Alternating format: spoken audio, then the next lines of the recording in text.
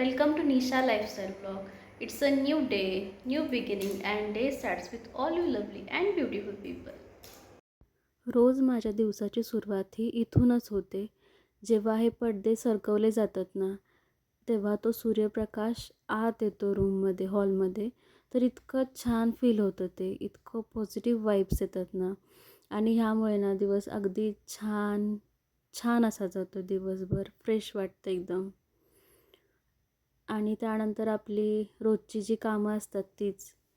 झाडू मारून घेतला, त्यानंतर मग लगेच फरशी पुसून घेतली आणि नंतर मग देवपूजा पण करून घेतली मस्त अशी, कारण आज गुरुवार आहे. तर त्यानंतर सगळं आवरलीत कामं आणि ॲक्च्युली मला कालच आईस्क्रीम मागवायचं होतं, पण ब्लिंकिटला ना सर्विस अवेलेबल नव्हती काल. तर आज मी राजभोग माझं फेवरेट आईस्क्रीम मागवलं आहे. तर त्याच्यासोबतच हा फ्री एक सॅशे पण आला आहे शॅम्पूचा. तर म्हणलं आता थोडंफार खाऊन घ्यावं. आणि आईस्क्रीम ही अशी गोष्ट आहे की मी कधीही खाऊ शकते. भयानक आवडतं मला. तर तुम्ही पण या सगळे खायला आईस्क्रीम. आणि मस्त हा व्ह्यू एन्जॉय केला मी. त्यानंतर थोडं आम्ही रेस्ट घेतली दोघांनी पण आणि आम्ही बाहेर पडलो. कारण आज जसं सांगितलं मी की गुरुवार आहे. त्यामुळं आम्ही दोघं पण स्वामींच्या मंदिरात जायचं ठरवलं. कारण आज खूप दिवसांनी असं वातावरण पण झालं होतं. त्यात आज गुरुवार, त्यामुळं मग आम्ही मंदिराच्या दिशेने निघालो. आणि इतकं छान वाटत होतं ना, की कारण ना इतके दिवस पाऊस होता ना साताऱ्यात, की सूर्यप्रकाश खूप कमी बघायला मिळत होता. तर इथे ना आमची अशी रोज मंडई लागते, भाजीपाला असतो इथे रोज. मस्त असं सगळा व्ह्यू एन्जॉय करत आम्ही आज बाईकच काढली होती आणि आम्ही बघता बघता पोचलोसुद्धा मंदिरात. इथे असे छान त्यांनी झाडं वगैरे लावली आहेत. खूप छान वाटते ह्या झाडांच्याकडे बघून पण.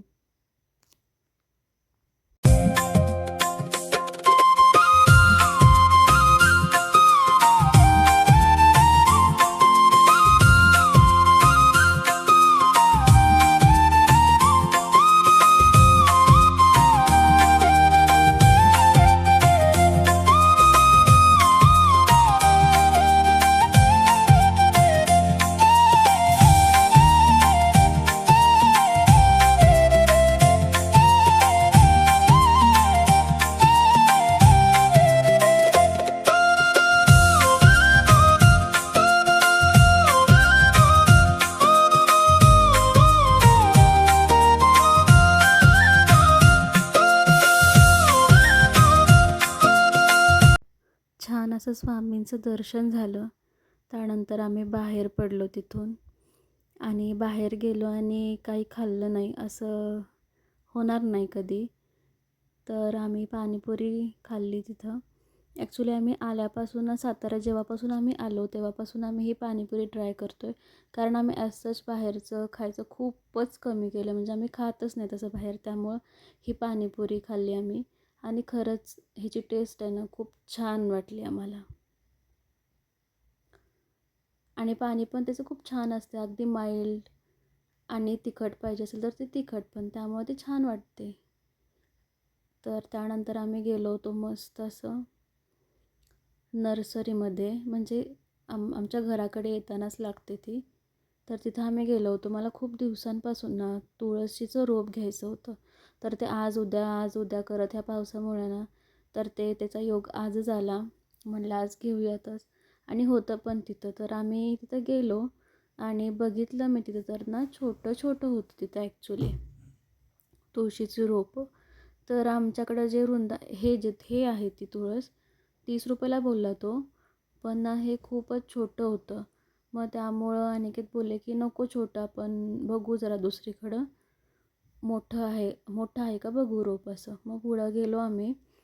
तर तिथं कारण कसं आमच्याकडं वृंदावन आहे ना ते मोठं आहे. त्यामुळे त्याला साजेचं असं पाहिजे होतं, तर तेच मी बघत होते. त्याच्यापेक्षा मोठे साईज आम्हाला मिळाली तुळशीची. तर ती कुंडी सकटच होती, पण म्हटलं एवढीशी कुंडी नाही सफिशियंट होणार.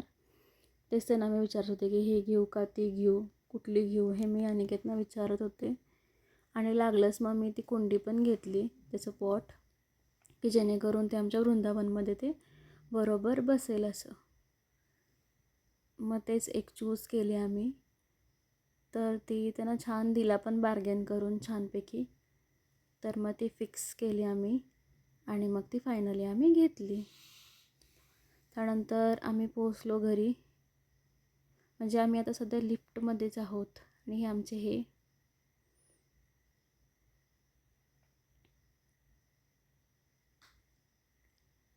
त्यानंतर घरी आल्यावर देवपूजा केली. देवपूजा म्हणजे दिवाबत्ती केली. तिन्ही संध्याकाळची वेळ होती त्यामुळं. आणि दिवाबत्ती केल्यावर ना एकतर गुरुवार आणि अशी दिवाबत्ती धूप वगैरे लावले ना की इतकं छान प्रसन्न वाटतं, पॉझिटिव्ह फील होतं ना की मस्त अशी संध्याकाळ, तिन्ही संध्याकाळ. अशी मस्त संध्याकाळ होती.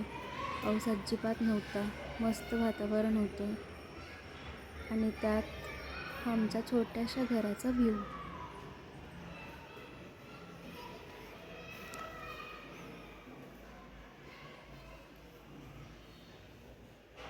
धूप वगैरे लावला ना इतकं पॉझिटिव्ह फील होतं आहे ना. आणि हा सगळ्यात माझा मोस्ट फेवरेट व्ह्यू आहे. मंदिरातून आम्ही आलो, त्यानंतर मग मी चेंज वगैरे केलं, आवरलं बाकीचं, दिवाबत्ती केली. दिवाबत्ती करून मस्तपैकी धूप वगैरे लावला आहे. तुम्ही जसं की बघू शकताय मस्त वाईब्स येतात. आणि आज आहे ना येताना मी ही मस्तपैकी अशी तुळस आणली, जी मी उद्या लावणार आहे. ती इथं ॲक्च्युली आमच्या इथं आहे, हे तुळशीचं वृंदावन आहे. तर तिथं ना मला लावायचं आहे ती, तर मी ती उद्या लावेन. आता म्हटलं की जे काही डिनर काय बघते, त्यांना विचारलं मी जेवणासाठी आपण काय करूया. तर ते बोलले की मस्तपैकी कढी, पकोडे, चपाती, भात आणि मिसळचं ते आमटी थोडीफार उरले. आता बघते मी त्यांना विचारून ते आमटी करू दे की नको. चला तर मग मी दाखवते काय काय मी तयारी केली. ते एकदम सिंपल आहे, कढी पकोडे. तर ते मी दाखवते तुम्हाला काय प्रिपरेशन केले ते. इथं मस्तपैकी मी दही घेतलं आहे, फ्रेश दही आहे. दही हे फेटून घेतले आणि त्यामध्ये मी बेसनचं पीठ घातलं आहे. काय नाही, सिम्पलच. लसूण आहे, कोथिंबीर आहे. आता फक्त तडका द्यायचा. तेल ॲड करायचं आपण यामध्ये. तेल चांगलं तापलं की मोहरी, जिरे, गॅस बंद करायचा नाहीतर फोडणी करपेल आपली. लसूण,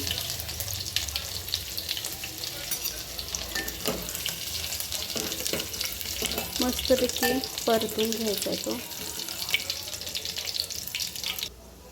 हळद जी आहे ती यामध्येच घालायची, थोडंसं मिक्स करायचं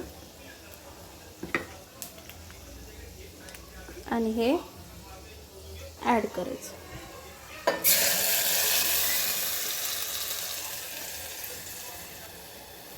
आपल्या अंदाजानुसार त्यामध्ये पाणी ॲड करायचं.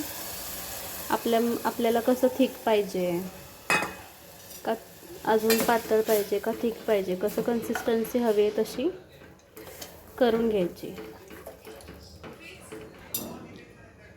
त्यानंतर मीठ ॲड करायचं आहे.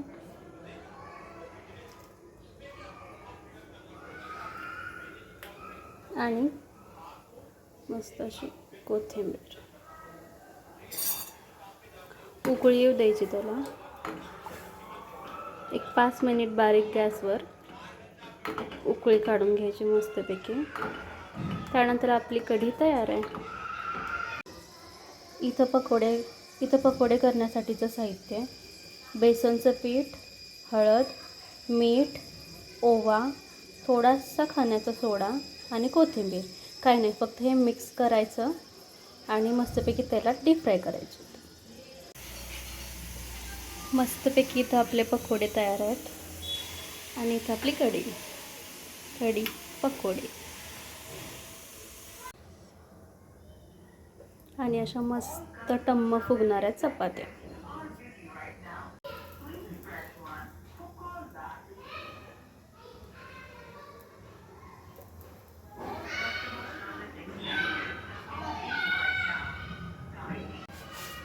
अशा सगळ्या चपात्या जेव्हा आपल्या फुगतात ना, तेव्हा मनाला एक छानसं समाधान मिळते. का माहिती का? कारण सहजासहजी चपाती किंवा भाकरी आपण कोणासमोर करत असू किंवा म्हणजे कोणी पण असू दे साईडला, तर ते फुगत नाही सहजासहजी. पण इतकं छान फुगल्या ना चपात्या, खूप छान वाटलं. त्यानंतर मी आज गुरुवार होता त्यामुळं नैवेद्य दाखवून घेतला स्वामींना, देवांना. त्यानंतर आम्ही सगळ्यात महत्त्वाचं काम म्हणजे अक्रोड आणि बदाम भिजत घातले, हे उद्या. आजचा ब्लॉग जर का आवडला असेल तर प्लीज लाईक करा, कमेंट करा, शेअर करा आणि सबस्क्राईब करा. तर भेटूया उद्या एका छानशा नवीन ब्लॉगमध्ये. धन्यवाद.